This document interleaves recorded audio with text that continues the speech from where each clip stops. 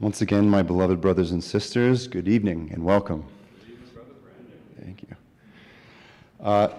This evening's program, or evening address, will be given to us by our brother Bruce Waite. The title is The Update on the CBMA and Truth Corps. And before we go ahead with that, we'll be opening with hymn number 305, played by our sister Annette Hammond of the Meriden, Connecticut Ecclesia. And I believe I have Brother Brad Sabian down to, oh, good, he is there. Brother Nigel, you're off the hook. After which, please remain standing for a word of opening prayer from our brother Brad Sabian. Hymn 305.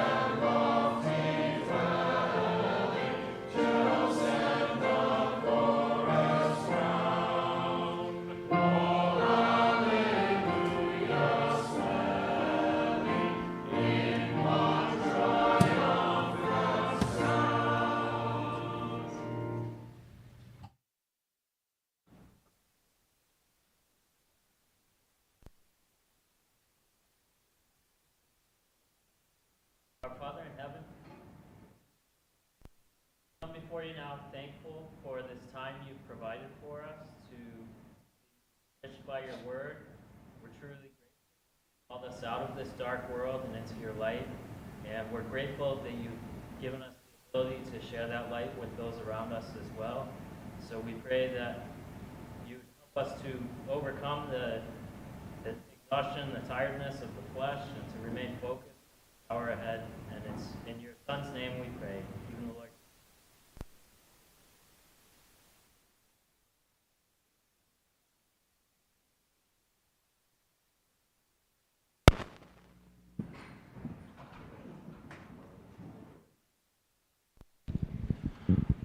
It's now my pleasure to call upon our brother Bruce Waite to deliver this evening's address entitled Update on the CBMA and Truth Corps. Thank you so much in advance.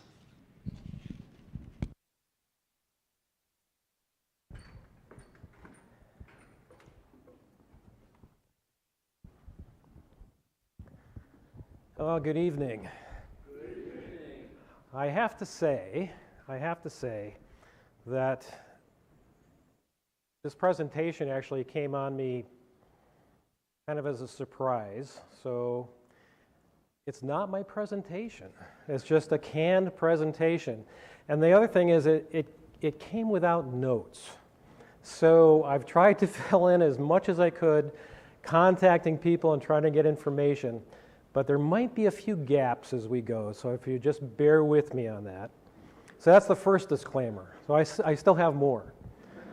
So the next disclaimer that comes up is, to be honest with you, I am super new to the CBMA. I was at home in November of last year, just in the evening, just reading my email, and I got an email from Eric Hawthorne of the Monroe, Washington Ecclesia, who said something to the effect of, well, I think you know by now that you've been nominated by the Meriden Ecclesia to be on the CBMA. And I did not. But Actually, I'm thankful they did. It truly is rewarding. And hopefully you'll see some of the things tonight that make this program really exciting. And it's things that we need to think about, because I think it's things that have gone by the wayside as times have gone on. When I was young, the CBMA was actually just coming into its own. And there was a lot of buzz about it. But over the years, it seems to have fallen off little by little by little. So let's talk a little bit about the history of the CBMA and how this came to pass. So in the 1950s, the CBM, Christadelphian Bible Mission, had its start in England. And they were actually thinking about doing the world and sending out missionaries to the entire world to do this. But as time went on, they started to realize what a daunting task this was. And so in about 1964, they actually asked others to kind of join in and join in with the work for the proclamation. So in 1964, the Pacific Coast Christadelphian Bible Mission was born. And the original members of the committee at that time, Brother Ken Somerville, who's now passed away, was the chair. We had Brother Chuck Brinkerhoff in it. We had Brother Phil Snowblin, Don Luft.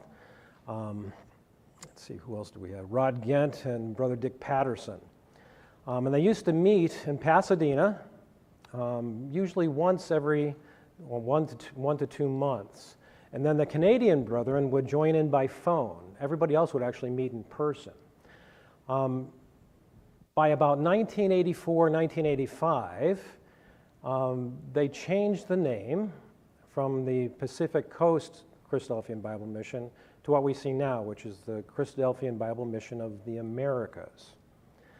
And it was still a nice joint committee, and everything was going well between U.S. and Canada. However, in the 1990s, governments got involved.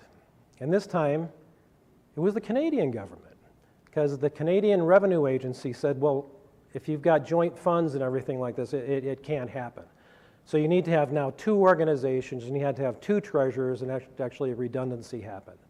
So that's when the Christadelphian Bible Mission of Canada came into play. But important work, though, is still to be done, brothers and sisters. So why is it important when we think about the Christadelphian Bible Mission? What is it about this that we need? Well, if we just think about the growth of the brotherhood. So this charts it from the 1860s all the way up till about 2020.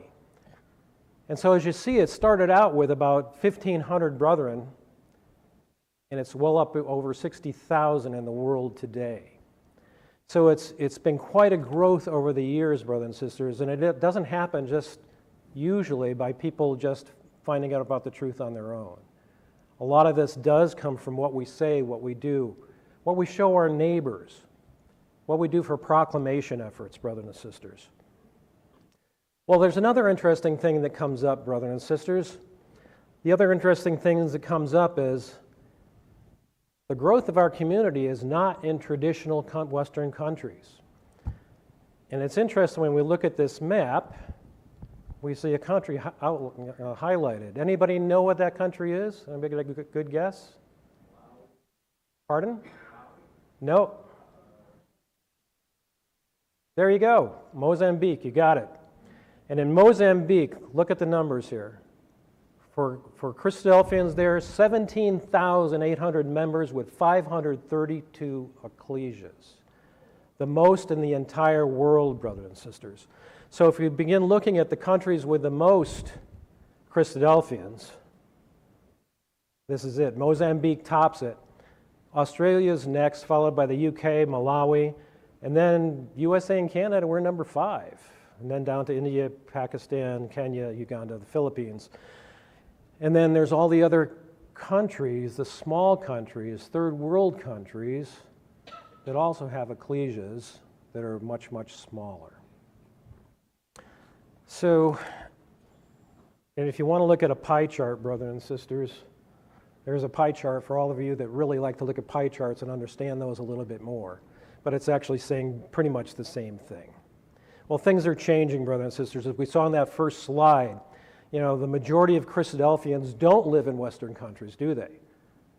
We're seeing that it's overseas. And why is that? You know, a lot of these are poor countries, brothers and sisters. You know, here in the United States and in well-developed countries, we have a lot of blessings God has given to us. Poorer countries, they don't. Poorer countries, the kingdom needs a lot more.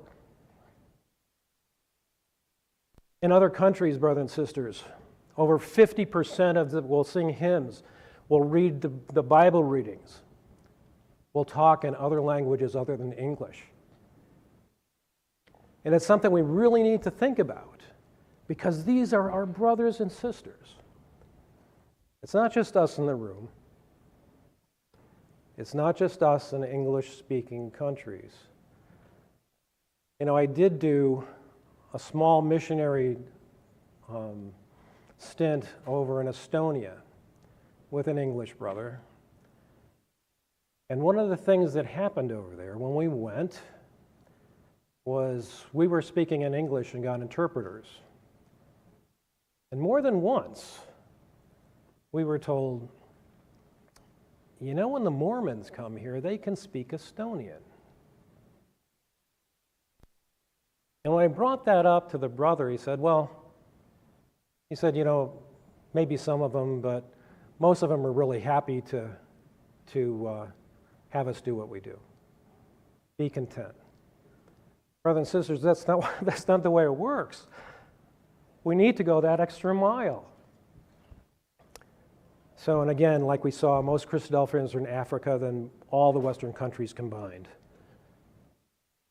So, the next question for you as an audience: how many Bible missions are there? 1, 2, 3, 4, or 5? I see one hand for 4. We got 4, 3, 2. We know it's more than one. Anybody for 5? There's a 5. There's a 5. All right, well, when we look at, whoops, what happened? I lost a slide. There we are. So actually this isn't helping me this time. There we go. So there are really 4, but you could say maybe there's 5. So the way this works is, there are 4 Christadelphian Bible missions. We have the one that we're talking about today, the Christadelphian Bible Mission of the Americas and the Christadelphian Bible Missions of Canada. And we're responsible for Mexico, Central America, South America, and the Caribbean. And then we have the Christadelphian Bible Mission out of the UK, which is responsible for most of Africa, the Middle East, in Europe and Russia. And then we have the Australian and New Zealand Christadelphian Bible Mission, who works with Asia and in the Pacific. And then we have the South African Bible Mission, which does South Africa, Botswana, and Namibia. But then some people would also count, and again, sorry,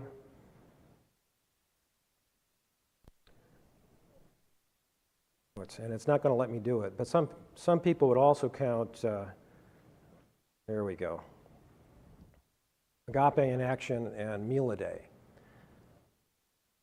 Though it isn't quite the same with Agape in Action, brothers and sisters. What Agape in Action does have, they have great publicity. And we can see the great work that they do, and I'm not discounting the work that they do, brothers and sisters. But they primarily work in a different way than straight proclamation. They work on the touch to teach principle. And so there's a lot of just general community work they do, which is important. But with that, brothers and sisters, with that, please recognize that most of that work's being done overseas. It's not being done in our own hemisphere with our own brothers and sisters with the proclamation work that needs to be done. And so, what are the objectives, brothers and sisters, of the CBMA? Well, definitely it's preaching the gospel, baptizing individuals, building ecclesias, and it's true, brothers and sisters, but by the end of the presentation tonight, hopefully you'll see that it's a whole lot more than that. So when we look at the dollars that are spent by the Christadelphian Bible Mission of the Americas, indeed, 90%, as you can see, goes to proclamation and pastoral work and missionary support. 8% does go to welfare, and that's both the welfare in those areas that I outlined before on that map, but also with our refugee brethren that have come into the States. And you see there's 2% that goes truly to administrative costs. And no, it's not a paid position. We don't get paid for this, just like you don't get paid when you do an exhortation. You don't get paid when you lead a sister's class. But this is the cost to run the operation. This is the cost for materials and supplies. Well, brothers and sisters, when we look at the costs, it used to be, brothers and sisters, back in the 60s, when the CBM, what was Pacific Coast CBM, was first initiated, we had a budget that ran well over $1 million. It was perpetuating itself. And then in the 70s, it started to drop off, and it's dropped off little by little by little by little since then. And now we have a budget that ranges anywhere from about $250,000 to about almost $300,000, and that's it per year. Now remember, none of these things do we get funds from the government. None of these things do we get funds from anywhere else. We get funds from donations. That's how we work with our own ecclesias, isn't it? Our ecclesias don't get funds from any place else.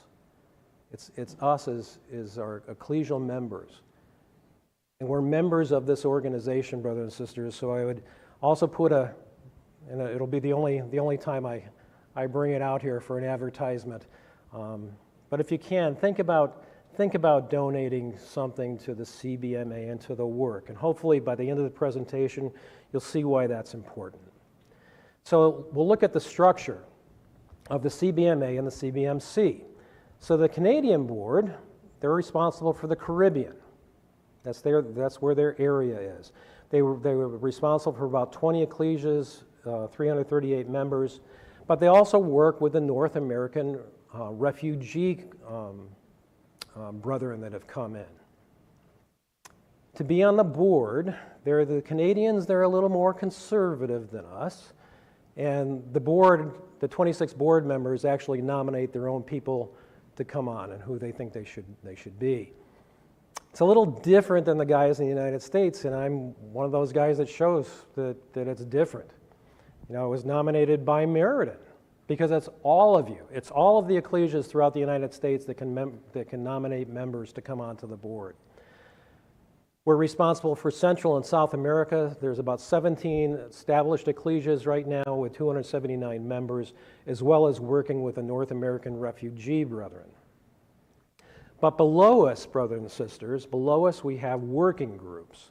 And these are the groups that are looking at these specific areas. We have the working group for the Caribbean, the Spanish area, communications and publicity, fundraising, internet preaching, marketing and recruitment, Truth Corps, and we'll talk about this a little bit later because this is a brand new working group, as well as the domestic refugee program. So if we go back just a few years, brothers and sisters, to 2019, and we looked at what I would call more permanent missionaries at the time, we had actually at least 5 of them at the time. So we had David and Cassie Giordano in Jamaica. We had Ishia and, excuse me, Rosie Tennell in Bolivia, Matt and Celia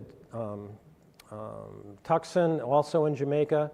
We had David and Joan Andrews in Guyana and the Caribbean. And we had Ian and Nishla Neblet in Panama.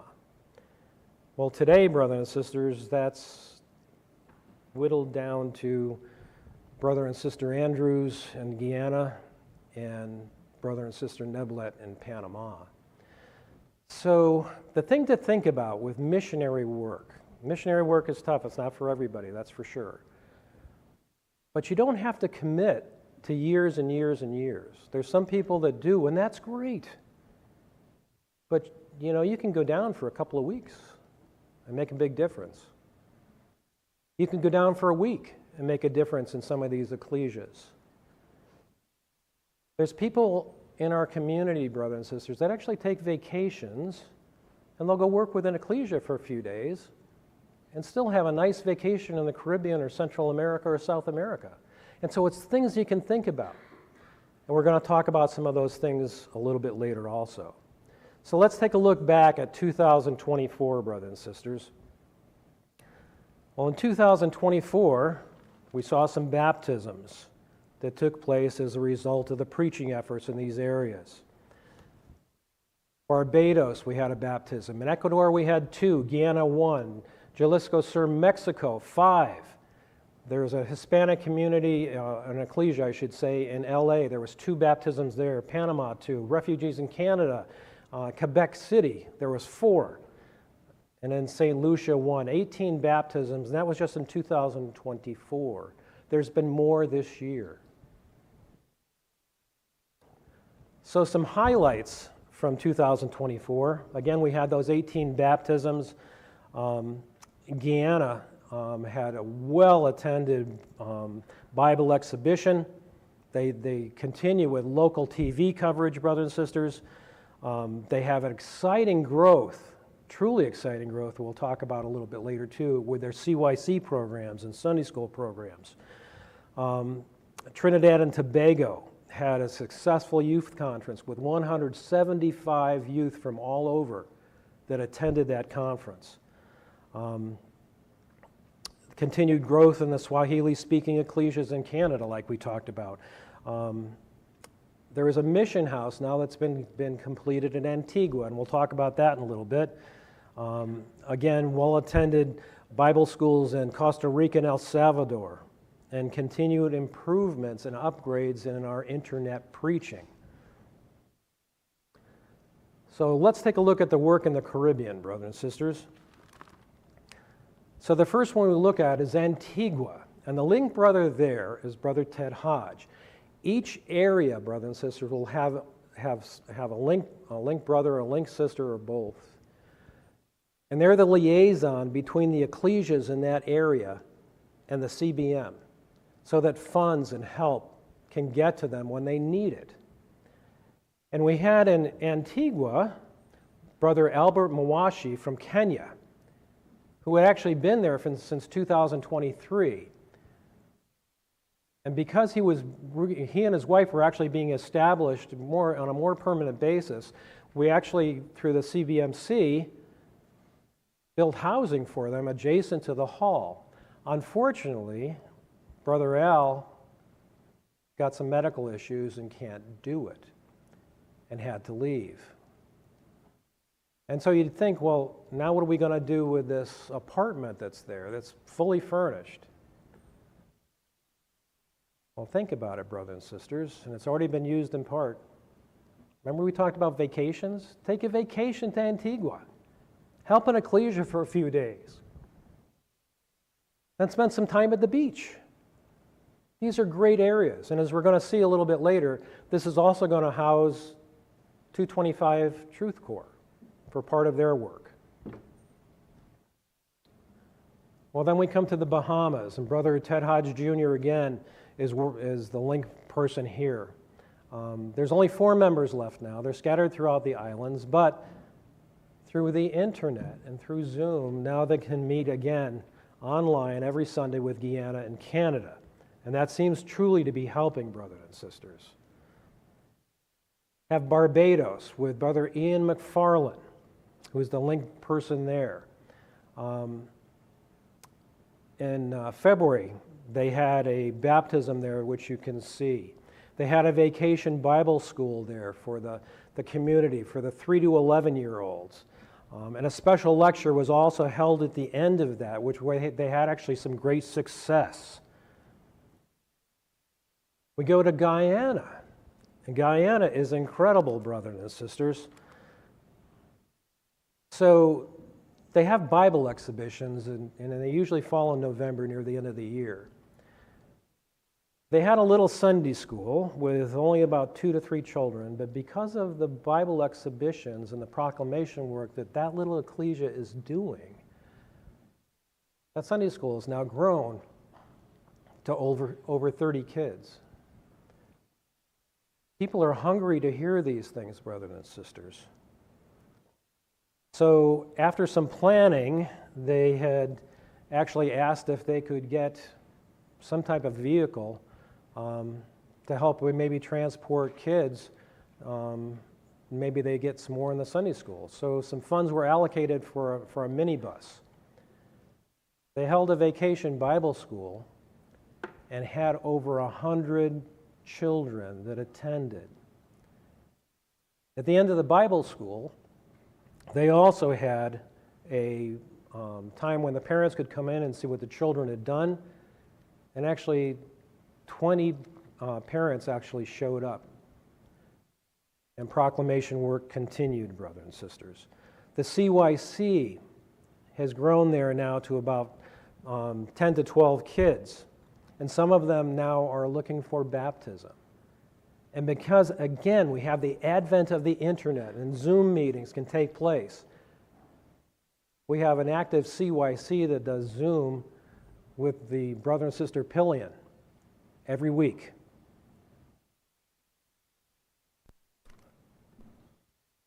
If we move on, we come to Haiti. And Haiti does have a soft spot in my heart. In 2010, I was sent with a disaster medical assistance team down to Haiti right after the earthquake. Little did I know that there were things happening behind the scenes, which were actually incredible. I was at the time just focused on treating the injuries that we saw. And when we were there, I have to admit, we were in the middle of Port-au-Prince. We were at a compound called Gesco, which was a children's school that had pretty much been destroyed. But outside, brothers and sisters, outside our little compound, there was violence every night. You heard the gunshots. And brothers and sisters, it's only gotten worse. It has only gotten worse. And just about a week ago, Brother Jeff Gelino, who's the link brother there,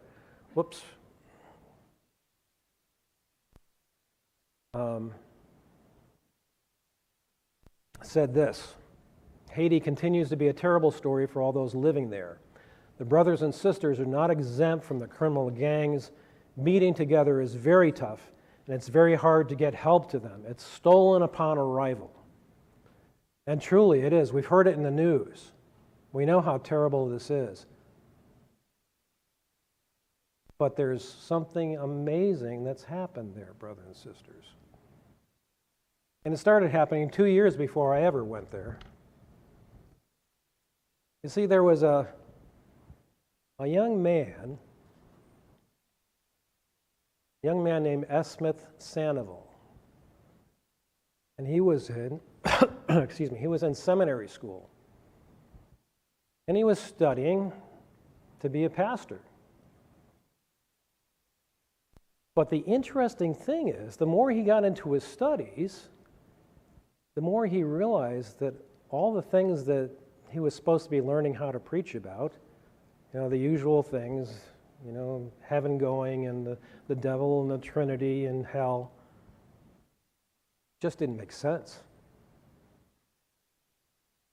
So he started studying more and more and more. And actually, through God's help, he learned the truth, the complete truth. He graduated and got a situation at one of the local evangelical churches, and actually within a few months, because he had the theological degree, he was given the position of the senior pastor. However, he wasn't teaching the usual things. He was going on to teach what we hear every Sunday, what we hear at this Bible school. And unfortunately, when the administration of the church found out, they kicked him out. But it was right around that time, brothers and sisters, when, by God's grace, as he says, he heard about the Christadelphians. And when he left the church, or I should say was fired, some of those parishioners, they were listening. And they went right along with him. And he established a small little ecclesia in his own house. And in 2009, brothers and sisters, they were all baptized. And out of that one spark, brothers and sisters, in Carrefour, which is one of the outlying little hamlets just outside of Port-au-Prince, one of our Christadelphian ecclesias, your brothers and sisters, number almost 150. Well, since that time, brothers and sisters, and it's again because of the gang violence, Brother Sandoval has moved down to Les Cayes, which is kind of on the southwest corner. And he's established an ecclesia there. Through the preaching efforts of the brothers and sisters there, there's been also ecclesias now in 2 other towns. Well, Brother Sandoval was also working with the UN. And he began talking with another pastor, Pierre. And Pastor Pierre was pretty intrigued with what he had to say. And so he was so intrigued with what he had to say, and so intrigued that this was so different and seemed to make sense, more sense than what he had ever heard before. He asked, well, do you think he could get a study weekend together? And indeed it happened. And if you look in the back picture, that's Brother David Jennings, who gave the talk, and that's the translator in front. 200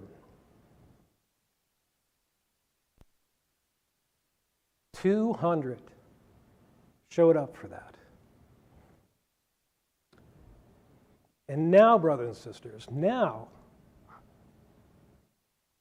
that same pastor, Pastor Pierre, wants 4 more. Wants 4 more of these done this next year if we can do it. And what's more, he'd like weekly Bible classes to start. So, brothers and sisters, amazing work in areas that we really don't even think about. And Pierre has moved his family down to Les Cayes also because of the problems, but he still goes up to Carrefour, where it's a little bit more dangerous.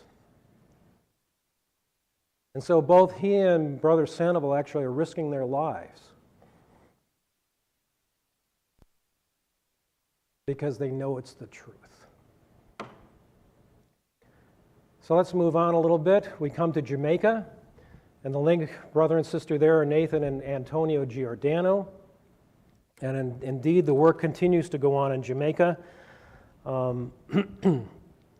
They still have their gathering there, and actually still have attendees from all over the Caribbean.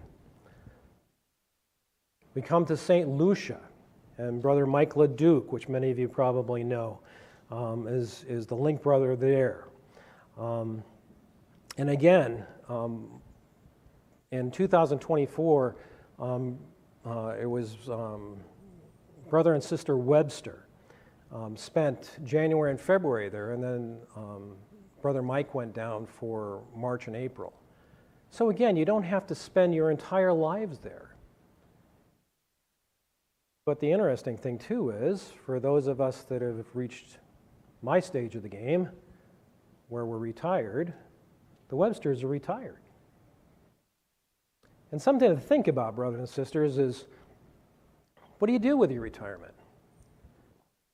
You know, I don't know if many of you, at least some of you will remember Gene Turner. And I remember talking with Uncle Gene. And we were talking about proclamation. And he had actually just been down to Barbados. And he said, what a waste. What a waste of talent. People retire, and with all that expertise that they have, all that experience that they have, they retire from it. They retire from the ecclesias. So what do we do with our retirements, brothers and sisters? It's a great time. You've got all the time in the world. We can use it with these efforts, brothers and sisters, just like these brothers and sisters are doing. So then we come to Trinidad and Tobago. And again, it's quite amazing, brothers and sisters. They have the triannual CYC conference in Trinidad. And brothers and sisters, they had, again, like we talked about before, 175 attendees from all over the Caribbean. They continue with weekly radio and TV preaching programs.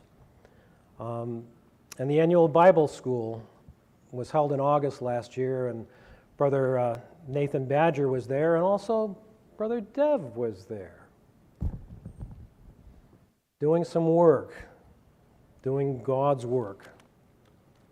Well, let's move on a little bit. See what we're doing for time here. Yeah, we're moving on. So, Latin America, brothers and sisters. So, some of the highlights here. Bible schools in Ecuador, El Salvador, and Costa Rica. In the March Bible School in Ecuador, brothers and sisters, there were brethren from Argentina, Canada, Costa Rica, El Salvador, the United States, Panama, Mexico, as well as the host nation of Ecuador. These are Bible schools that need to take place because these are areas now where there's just a few brethren scattered throughout, small, tiny little ecclesias. But these are one venue where they can actually all get together, and they try to do that. And the thing is, remember, did you hear that, brothers and sisters, that were listed in attendees? Canada, the United States. These are some of the Bible schools you can think about going to. I know the Bible School here committee doesn't want to hear me say this, but Eastern Christadelphian Bible School isn't the only Bible school around. Neither is Shippensburg or Idlewild. There's other Bible schools in the world, brothers and sisters, and these aren't inaccessible to us. And to go down and have support, brothers and sisters, are amazing things to do. Well, let's talk about the next place here. Argentina, Brazil, Colombia, El Salvador, Honduras, Peru, and Yucatan. And it's brother and sister Jim and Jean Hunter that take care of this entire area. And I know for at least some of you, you must recognize that name because they were missionaries down in Central America and South America for years. But they wanted to come back north after years and years of work. But again, brothers and sisters, do you see their name there? They're still working. They didn't retire. Yes, they came back home, but they're still working. Brother Jim does Bible classes online with the Spanish-speaking brethren and friends in Central America and South America a few times a week. At this point, there's over 250 attendees that he alone is doing, brothers and sisters. So again, amazing work that can be done here. We have Bolivia with Brother Shimon and Joanna Spiva. And again, small ecclesia. They do use Zoom for meetings, but also they have a hall. But again, they don't feel that there's enough of them to do it on their own, so they need support. But baptisms take place there too, brothers and sisters, as we can see happening there. We have Panama, with again, Brother Ian and Sister Nishal and Neblet. And they live in Colon, but they alternate their work between Colon and Panama City, and the work there continues to grow. And it's interesting, brothers and sisters, because that's where the Truth Corps originally went to work, was in Panama. That was the first mission they ever had. Well, the next up is Chile, and Brother Robert Alderson is there. And again, just a small contingent of brethren. But again, the proclamation work continues, and people are interested, brothers and sisters. We have Costa Rica. And in the Costa Rica, brothers and sisters, there's a Bible school held at New Year's. And again, a central location.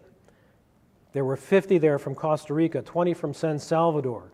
Brothers and sisters from Canada, the U.S., Bolivia, Honduras, and Peru. 3 newly baptized sisters. You can see their faces there. One was baptized just before the school started, and 2 were just before the final memorial service. And I did forget to mention, brothers and sisters, those CYCs that we talked about before, from the conferences in Trinidad and Tobago. There's actually a number of them now that are at this point in baptismal classes, because what they hear is important to them, brothers and sisters, and it should be important to us. In Ecuador, like we talked about before, the March Bible School, a tremendous, tremendous success. And then we have Mexico, something that we again hear all sorts of terrible things about. We hear about all of the drug lords and everything else, and the killings and terrible things. But we have brothers and sisters there. And the link men there are Brother David Collister and Brother Dennis Paggi. And Brother Dennis Paggi himself was a missionary in South America for a number of years, he and his wife. And now he's back in California, and he's the chair of the CBMA, I should say. So they did have a good study weekend in 2024. And brethren went down, Brother Collister and Brother Dennis Paggi went down for that. But out of the work that's being done, and a lot of this now is on the internet, there's 3 ecclesias that have been established, one in Guadalajara, one in Acatlan, and one in Santa Cruz El Grande. The amazing thing, brothers and sisters, is these are just little groups. In Acatlan, there's 6 brothers, and they all want to do proclamation work. And they're all starting to do things online. And one of them just got a new iPad. And he's really happy he's got the iPad because he says, this is what I'm going to use. And you can do it, brothers and sisters. And then we have Guatemala. And you might recognize some of these pictures if you've been looking at all at the different missives that have come across from the Bible mission, because in those, each of these have told the story of how they came to the truth. And I would really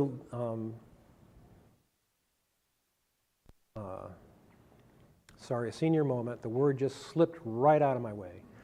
But I would encourage you to go to CBMA.net and actually read their stories. So what other activities went on in 2024? Well, these are the other areas that the CBMA and CBMC are involved with. Children, the Christadelphian and Save the Children Fund, overseas books, support for the refugee brethren. This is your Bible and the Truth Corps, because the Truth Corps is part of this. We have the North American New Arrival Support, and the link brother there are Brother Mark Carr and Brother Eric Hawthorne.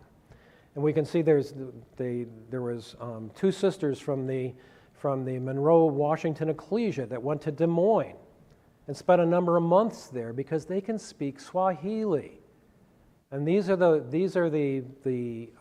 ecclesias, brothers and sisters. They're just our Congolese brethren. In Montreal, brothers and sisters, there's another group there. We can go on there in Windsor, Ontario. And then the amazing thing, there's also another one that's been established in Quebec, and there's been 4 baptisms there. And what the CBMA and CBMC do is we try to hear about the refugees coming as soon as we can, so we can provide support for them and we can try to get them in touch with an ecclesia. But a lot of times that notice is really quite short, so there's a lot of scrambling. But we do the best we can to try to get them going. Well, the Christadelphian Save the Children Fund really got hurt by COVID, and a lot of the in-country work got curtailed, but still locally, we're continuing to work with the refugee families, with book bags and tuition to camps and Bible schools.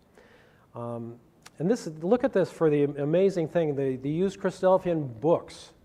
So if you have a bunch of books that you're not using anymore or you're not interested in anymore, donate them, because others will use them. Look at this, 2024, over 1,000 books were collected.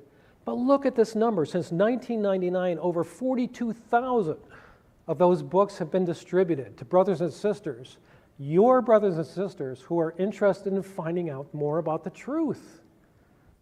So don't let these things go to waste. So then we come to the Truth Corps. And I could spend the next couple of hours on this one, brothers and sisters. So the links there traditionally were Brother and Sister Giordano, David and Cassie. And they've been shouldering this work for years. And it's amazing, brothers and sisters, because they're the ones that were trying to solicit ecclesias for the Truth Corps to come. They're the ones that are arranging all the flights. They're the ones that are arranging all their tuitions. They're the ones that are doing everything. And they were getting pretty much bogged down. And over the years, the Truth Corps program itself has been kind of suffering, and it's hard to get people interested to come onto Truth Corps. And so this year, we're starting a new working group, the Truth Corps Working Group, and I'm the chair of that. And so far in our working group, there's me, and there's David and Cassie. But we'd really like more. And so hopefully over the next couple of months, at your ecclesias, you'll be getting information on how to become involved with the Truth Corps Working Group. And what we're really looking for, ideally, and remember, that's the word ideally, we're looking for past members that have worked on Truth Corps, that have some experience and expertise, so we can all put our minds together to see how we can reinvigorate this, brothers and sisters. And so this year here, the Truth Corps, these are the Truth Corps members in 2025. And I do have to say, brothers and sisters, it was a scramble to fill out the 8-person party for this. And if you notice, there's 2 from Australia. And we'd like to see 8 people from the US and Canada. And so this is the itinerary, and you can see it, they've already started. They've already started. On July 18th, they started with orientation in San Diego, and then they're going to Idlewild for the Bible School Week. And then they'll be going to Victoria and Sydney, and then to Antigua to help with that fledgling little ecclesia down there. And there was talk, well, what are they going to do when they leave, brothers and sisters? Because there's nobody there to follow up. There's not enough people there. It doesn't matter, because we should be taking that responsibility of going down. We should be the ones that can help this ecclesia. And remember that little apartment? Truth Corps is going to use it, and you can use it too. So again, brother and sister Giordano will be doing the training that takes place, because with the Truth Corps, you do get orientation to the program, but you also get training in preaching. And so if you're afraid as a young Christadelphian coming up that you don't know how to preach, we'll teach you, because it isn't something that we all know how to do just off the cuff. And so Brother Dana Coleman and Sister Jane Coleman and Brother Eric Cervantes will be working up in BC and Antigua as the team leaders. So I know this slide is really tough to read, and I can't read it. But how can you become involved? Become a host ecclesia. Because this is one of the things that have been falling down. Take this information back to your ecclesias, brothers and sisters. Because you don't just have to have the Truth Corps there to do like we used to do, door-to-door canvassing. There's so many other things they can do for your ecclesia. Hold a vacation Bible school where the Truth Corps can actually put this on for you. They can help you get internet started and internet classes started. They can visit brothers and sisters who can't make it to the ecclesia for whatever reason. There are so many things, brothers and sisters. You can think out of the box how to use these young people. But it's so important to do this because remember, these young people coming up, these young brothers and sisters coming up, will be the young and older brothers and sisters some days in your ecclesias. What great training ground for them to learn how to work together as a group and an ecclesia. It's an incredible experience that they can gain. You can apply to be a team member, brothers and sisters. You can apply to be a team leader. And we're looking at the program now to revamp this. Because it used to be you had to sign on for the entire time, and now we're thinking, well, maybe that's wrong too. Maybe you could sign on for a week. We could have a rotating team go through. Maybe you could sign on for the whole time, maybe 2 or 3 weeks. Because actually, that's what happens with the leaders. You don't have to sign on for the entire time. So there's different things we're looking at now, brothers and sisters, to try to revamp this. And so we need your help on this working group to be able to work out these ideas. So what's another thing that the CBM does? Well, we do the This Is Your Bible. And again, I remember when I was younger, this used to be very big. And it still is reaching people, brothers and sisters. Brother Duncan Kenzie and Brother Mike LeDuc are the ones that are responsible for this. And these are all the things that can happen there, brothers and sisters, with this. Well, another thing that's out there now is La Biblia. And this is the exciting one, brothers and sisters. This truly is exciting because this is the one that they're using for South America, for our Spanish-speaking brothers and sisters and friends. And what makes that interesting and so exciting is you don't have to speak Spanish because they have platforms put in place, and this is where Sister Rebecca Bench has been so helpful, that are actually translation applications.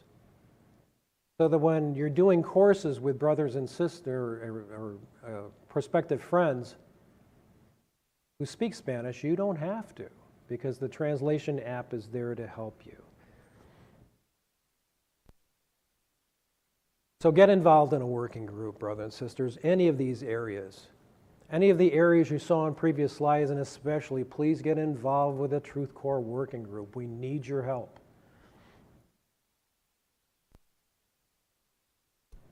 Here's the CBMA, CBMC website, and I would encourage everybody to take a look at it. There's exciting stuff there, and this also can show you how you can become involved. And brothers and sisters, they're on all the social media. So I know I sped through those last few slides, but I think we're just about at the end of my time here.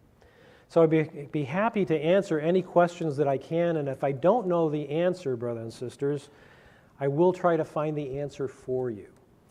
So I truly thank you for your attention tonight, and I know the CBMA and CBMC and the Truth Corps appreciate it also. Thank you.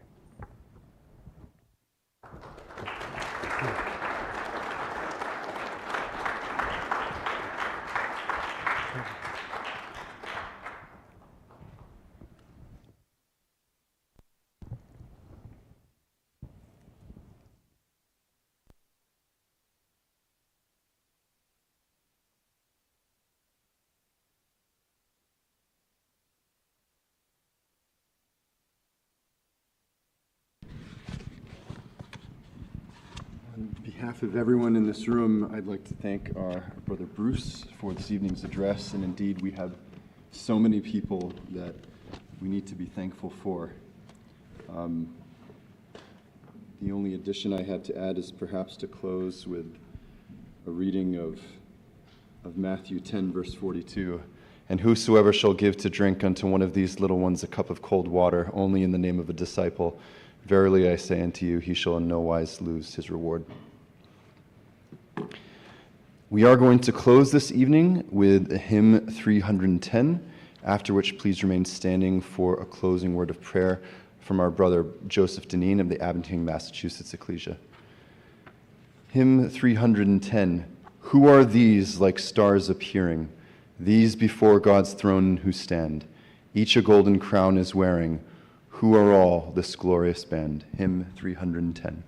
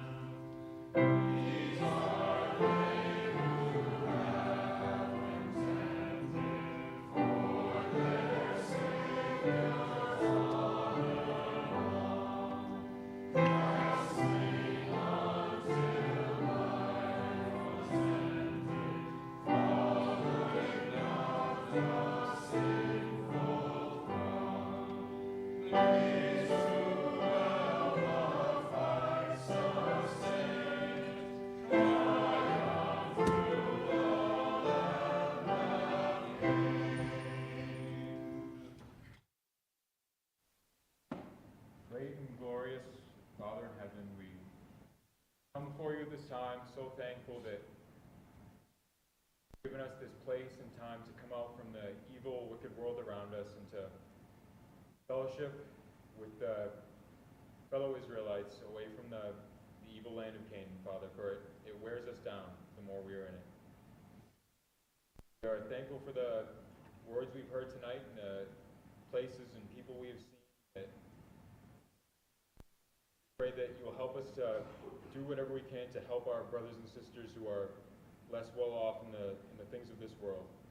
And we know that to help our brothers and sisters and that is pleasing in your sight.